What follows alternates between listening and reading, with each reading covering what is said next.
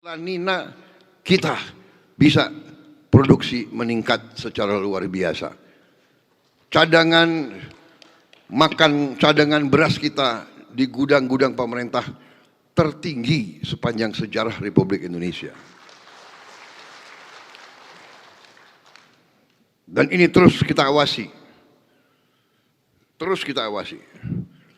Karena itu, kalau satu kabupaten, tadi laporan ke saya, berhasil menyelamatkan 462 miliar dan uang itu dipindahkan, dialokasi untuk bikin irigasi, untuk menghadapi musim kering. Beliau bikin irigasi yang akan mengairi 8.000 hektar. Dari potensi di kabupaten beliau 30.000 hektar. Beliau katakan dalam 5 tahun 30.000 hektar itu semuanya akan dapat irigasi yang baru.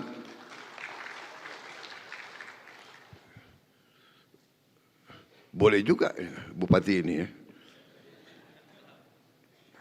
Jadi saudara-saudara, saya percaya bupati-bupati lain seperti itu juga. Jadi efisiensi jangan diartikan potong transfer daerah. Transfer daerah ada yang langsung dan ada yang tidak langsung. Tapi semuanya untuk daerah. MBG adanya di desa-desa. MBG ada di kecamatan-kecamatan. MBG ada di kabupaten-kabupaten. Dan yang kita turunkan ke daerah-daerah itu, 1 tahun ini adalah 171 triliun. Yang akan masuk ke desa-desa. Tahun depan kita anggarkan 330 triliun. Ya, Menteri Keuangan. 335 triliun. 330 triliun. Itu masuk ke semua desa. Hari ini saya dapat laporan dari Kepala BGN. Sudah 24 juta. 24 juta. 23 juta. 23 juta penerima manfaat. Termasuk ibu-ibu yang sedang hamil. Saudara-saudara. Sudah 6.600 dapur. 6.610 dapur yang sudah beroperasi. Tiap dapur yang kerja 50 orang.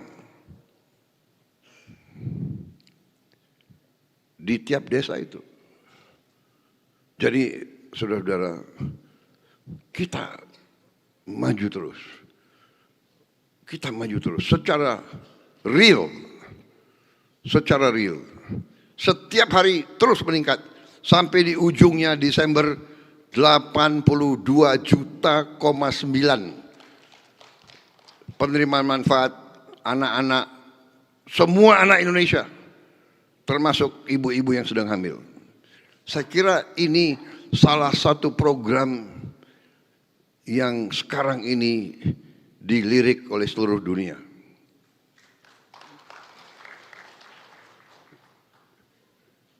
Negara seperti kita, Brazil, presidennya cerita sama saya, membutuhkan 11 tahun untuk mencapai 40 juta penerima manfaat. 11 tahun untuk mencapai 40 juta. Ini ceritanya mantan presiden Brazil kepada saya. Kita diuntungkan sekarang ada teknologi, tapi tidak gampang mencapai semua desa di Republik Indonesia. Kita sekarang menghadapi yang kesulitan di desa-desa yang terpencil. Di pulau-pulau yang jauh. Ini kita hadapi. Tapi tidak ada alasan. Mereka adalah anak-anak Indonesia. Mereka akan kita urus. Mereka akan kita bela. Mereka akan kita beri makanan. Karena mereka anak Indonesia. Dimanapun mereka tanggung jawab dari Republik Indonesia. Republik Indonesia benar-benar merdeka kalau kita merdeka dari kelaparan. Tidak boleh ada anak Indonesia yang berangkat ke sekolah tidak makan yang baik. Minimal dia di sekolah harus makan yang baik. Kemampuan kita baru seperti ini. Kita baru bisa beri makan satu kali. Tapi itu sudah prestasi luar biasa bagi Republik kita. Dasar bangsa Indonesia ya sudah diberi satu kali makan. Sudah ada yang mengajukan, Pak, kalau bisa di tempat kami 2 kali, Pak. APBN bisa jebol itu. Ini perjuangan. Tapi dari mana ini? Dari efisiensi. Saudara-saudara, saya ingin hanya ringkas, tapi saya harus di setiap kesempatan saya mau ingatkan apa bunyinya pasal 33. Pasal 33 ini supaya pegangan untuk bupati ya. Kalau nanti saudara jangan terlalu murah memberi izin, memberi rekomendasi. Ingat anak cucumu. Ya, perekonomian disusun sebagai usaha bersama berdasar atas azas kekeluargaan. Kekeluargaan. Yang kuat silakan. Yang menengah, ayo. Yang lemah, kita bantu. Yang sangat lemah, kita harus angkat. Itu keluarga kita, itu anak-anak kita, itu semuanya warga negara Republik Indonesia. Cabang-cabang produksi yang penting bagi negara dan yang menguasai hajat hidup orang banyak dikuasai oleh negara. Bung Karno itu, Bung Hatta, Bung Syarif itu orang-orang pintar. Mengalami penjajahan. Mereka alami diperlakukan sama dengan anjing. Bahkan lebih rendah dari anjing. Saya pernah tahun 78 Letnan 1 datang ke kolam renang Manggarai. Ada prasasti yang tutup lumut. Saya suruh bersihkan. Kaget saya suruh bersihkan. Di prasasti di Pahat. Verboden for Honden and Inlander. Tahun 78. Rupanya ditutup lumut, nggak ada yang peduli. Kalau saya memang dasarnya ingin tahu. Jadi saya itu saya punya bakat menemukan. Saya tidak mencari, tapi saya sering menemukan. Apalagi pelanggaran, saya sering menemukan pelanggaran itu. Saya tidak cari loh. Saya tidak cari, ya kan? Bumi dan air dan kekayaan alam yang terkandung di dalamnya dikuasai oleh negara dan dipergunakan untuk sebesar-besar kemakmuran rakyat.